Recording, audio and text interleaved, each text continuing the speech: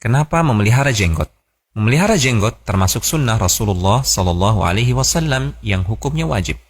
Dalil-dalilnya adalah, yang pertama, memelihara jenggot termasuk fitrah seorang laki-laki. Rasulullah Sallallahu Alaihi Wasallam bersabda yang artinya 10 perkara yang termasuk fitrah: memotong kumis, memelihara jenggot, bersiwak, memasukkan air ke dalam hidung, memotong kuku. Hadis riwayat Muslim. Kedua, memelihara jenggot adalah perintah Rasulullah Sallallahu Alaihi Wasallam. Beliau bersabda yang artinya, potonglah kumis dan peliharalah jenggot. Hadis riwayat Al-Bukhari dan Muslim. Ketiga, memotong jenggot adalah kebiasaan orang-orang musyrik.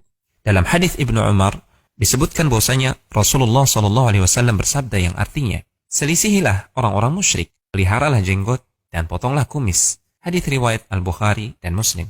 Keempat, mencukur jenggot adalah penyerupaan terhadap wanita.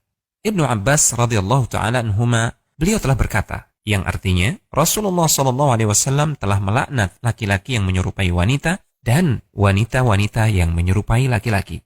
Hadis riwayat Al-Bukhari. Hikmah dibalik perintah memelihara jenggot dan larangan mencukurnya. Pertama, sebagian orang mengatakan bahwasanya mencukur jenggot menyebabkan kanker.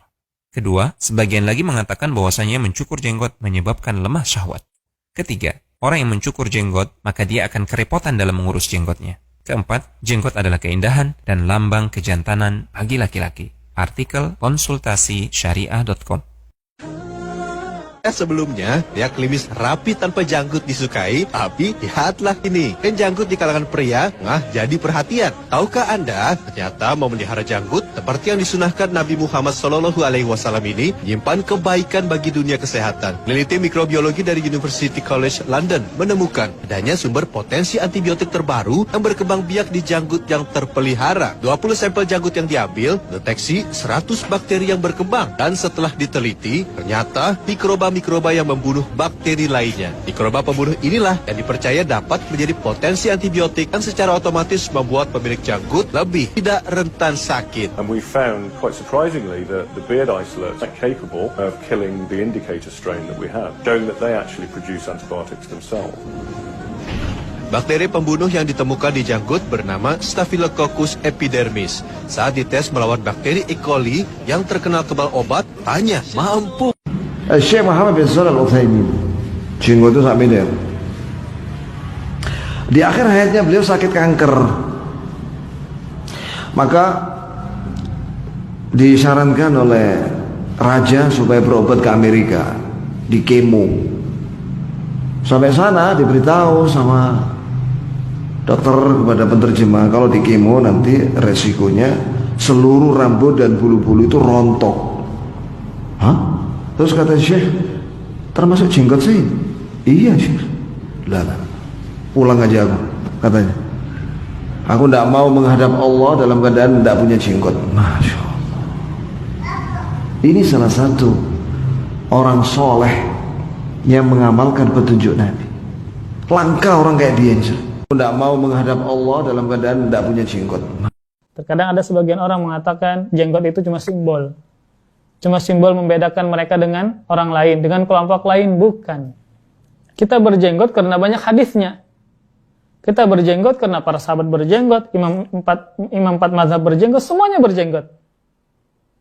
Maka jangan sampai menuduh dengan demikian. Mengatakan orang yang memanjangkan jenggot karena simbol, membedakan mereka dengan kelompok lain. Bukan. Hadisnya jelas. Para ulama kitab-kitab fikih, kitab-kitab hadis jelas menjelaskan tentang masalah jenggot. Maka ini adalah tuduhan yang sangat keji ya. Tatkala seseorang yang berjenggot, yang mengamalkan perintah Rasulnya dikatakan sebagai agar dia terlihat berbeda, agar simbol membedakan dia dengan orang lain, bukan. Seseorang yang berjenggot mutlak karena perintah Allah Subhanahu wa taala, perintah Rasulullah sallallahu alaihi wasallam.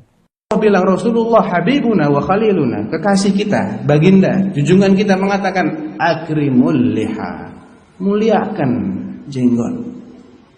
Kalau antum cukur, antum mau simpen dalam laci, ini jenggot. Hah? Antum mau pajang?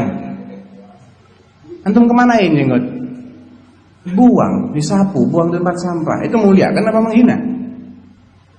Subhanallah, tidak ada rambut di sekujur tubuh laki-laki yang kita ini diperintahkan untuk memuliakannya dan nggak boleh dicukur kecuali ini. Kenapa dibenci? Ini sunnah nabimu, sunnah orang yang engkau ulang-ulang mengatakan wa asyhadu anna Muhammadar Rasulullah. Atau dia nggak kenal sama nabinya barangkali, dia banyak punya persepsi, gagal paham lagi ceritanya.